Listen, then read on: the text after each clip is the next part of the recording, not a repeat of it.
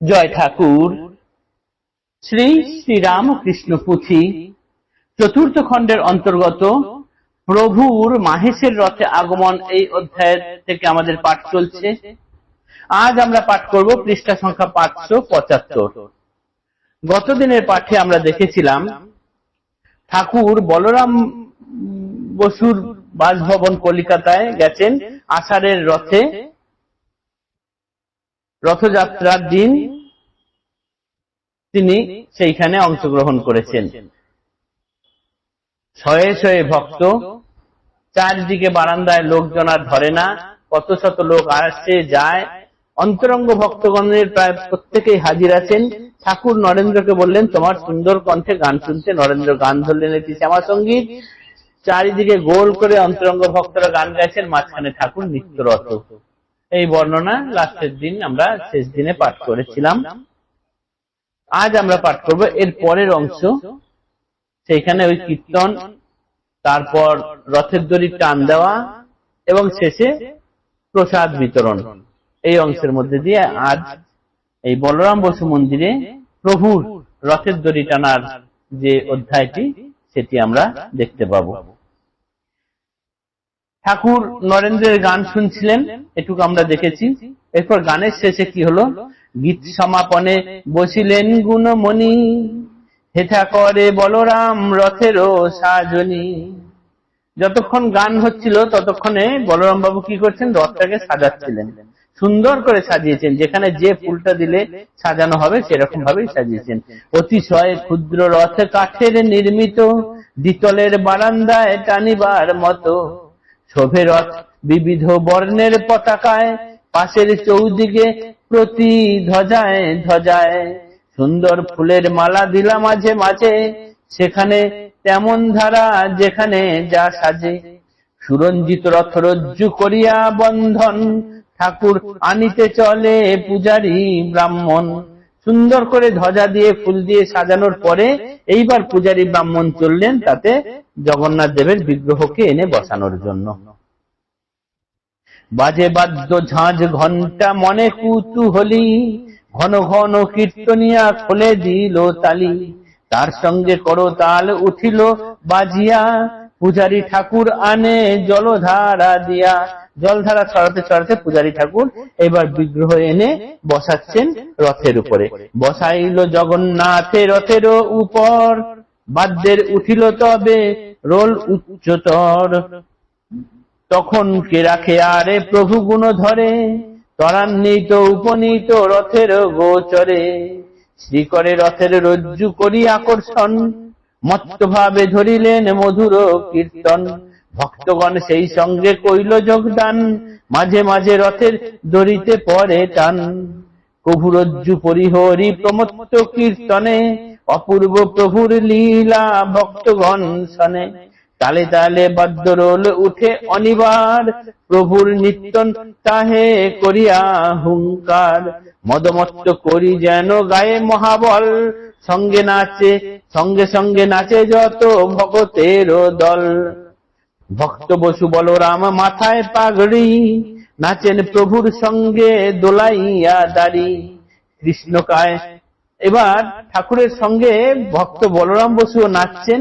আর কারা কারা আছেন তার একটা সুন্দর বর্ণনা নাম ধরে ধরে প্রতিকার করছেন। কৃষ্ণকায় তেজচন্দ্র বসু চুনিলাল, শ্রীমনমোহন রাম দেবেন্দ্র রাখাল। কৃতদার হরিপদ হরিণ নয়ন, সুন্দর শরৎ শশী কুমার দুইজন। বারান্দা কাঁপায় নাচে অভিমানী বর, বিশ্বাসী গিরিশ ঘোষ গুরু কলেবর। নাচেন সুরেন্দ্রনাথ ভক্তেরও প্রধান, সাকার হৃদয়ে যার নাহি পায় স্থান। অতি অল্প পরিসরে ছোট্ট বারান্দায়, দাঁড়াইতে ভক্তদের ঠাঁই না কুলায়। তাহলে এই যে সুন্দর একটা দোতলার বারান্দায় একটা ভিড়, একটা নৃত্য চলেছে, তাতে তার যে ভক্তগণ রয়েছে নামে নামে এখানে প্রতিকার বর্ণনা করলেন। তার মধ্যে রথের দড়ি কখনো টান পড়ছে, কখনো অপূর্ব নৃত্য, কখনো বাজনা করতাল সহ সে এক স্বর্গীয় দৃশ্যের এখানে সৃষ্টি হয়েছে। এরপর এইরকম কীর্তন করতে করতে এই রূপে রথ লীলা লয়ে ভক্তগণ, সন্ধ্যার কিঞ্চিত পূর্বে রঙ্গ সমাপন, নিজাসনে প্রভুদেব বসিলা সাদরে, চৌদিকে ভক্তের মালা বেরিয়া তাহারে, প্রভুতে মোহিত এত ভক্ত সমুদয়, তিলেক ছাড়িয়া কেহ যাহিতে না চায়, পরম বৈষ্ণব ভক্ত বসু মহামতি, আগত দেখিয়া সন্ধ্যা জ্বালাইল বাতি, দীনতা পূরিত কথা সুধা ঝরে তাই, আনন্দে প্রফুল্ল মুখ কিবা শোভা পায়। তার মুখ আনন্দে একদম প্রফুল্ল হয়ে রয়েছে। তিনি এবার অতি দীনতার সঙ্গে সকলকে হাত জোর করে বললেন, মিনতি করে, যে একটু একটু করে ঠাকুরের প্রসাদ আপনারা সকলে পেয়ে যান। করজোরে মিনতি করেন জনে জনে, কিছু কিছু ঠাকুরের প্রসাদ ধারণে, বারান্দায় পাতা পাতা ভার ঘুরি তাহারে, বসাইলা ভক্তবর্গ পীড়িতের ঘরে, আয়োজনে ত্রুটি নাই লুচি তরকারি, সুঘন ছোলার ডাল ভাজি রকমারি, পাঁপড় মোহন ভোগ গজা মালপোয়া, বড় বড় রসগোল্লা লাল পান্তুয়া, রসের চাটনি মিঠা কিশমিশে করা, দধি ক্ষীর পরিপূর্ণ কটরা কটরা, রসনায় তৃপ্তিকর মনের মতন, নানা দ্রব্যে কইলা বসু প্রসাদ বন্টন, সুন্দর মন্দির খানি প্রভুর ভান্ডারা, কিছুর অভাব নাই লক্ষ্মী আরই ধরা, তীর্থে তীর্থে যাত্রীদের আশ্রয় কারণ, সুন্দর বন্দেজ সহ সুন্দর আশ্রম, বংশেতে সকলে ভক্ত বংশ পরম্পরা, পিতা পিতামহ আদি পূর্ব পুরুষেরা, নাহি হেন ভক্ত গোষ্ঠী প্রভু অবতারে, লক্ষ ভক্ত পদধূলি যাহার দুয়ারে, বলরাম নাম যেবা উচ্চারে বদনে, ধ্রুব তার হয় ভক্তি প্রভুর চরণে। এই রথে কি হইল শুনাইনু মন, পর রথে কি হইল করহ শ্রবণ।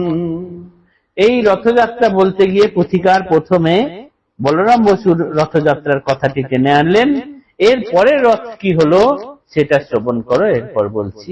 তিনি এই কথা বললেন, আমরা সুন্দরভাবে বর্ণনা পেলাম, এমনকি যে প্রসাদ বন্টন করলেন তার প্রত্যেকটি পদ কটরা কটরা ভর্তি, দই, ক্ষীর, মালপোয়া, রসগোল্লা, পান্তুয়া, রসের চাটনি কিশমিশে ভরা বড় বড় রসগোল্লা, মোহনভোগ, পাঁপড়, গজা, মালপোয়া, কি নেই তাতে সমস্ত কিছু জোগাড় করেছেন।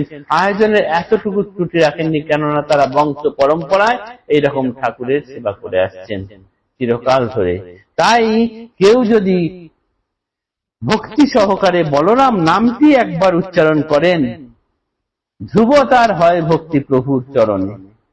সে যদি বলরাম নামটি উচ্চারণ করে তার প্রভুর চরণে ভক্তি হবেই হবে। পুথিকার এই কথা বলছেন, বলেই আজ শেষ করছেন যে আজকে এই রথের কথা বললাম, আগামী দিনে অন্য রথের কথা শ্রবণ করো। জয় ঠাকুর।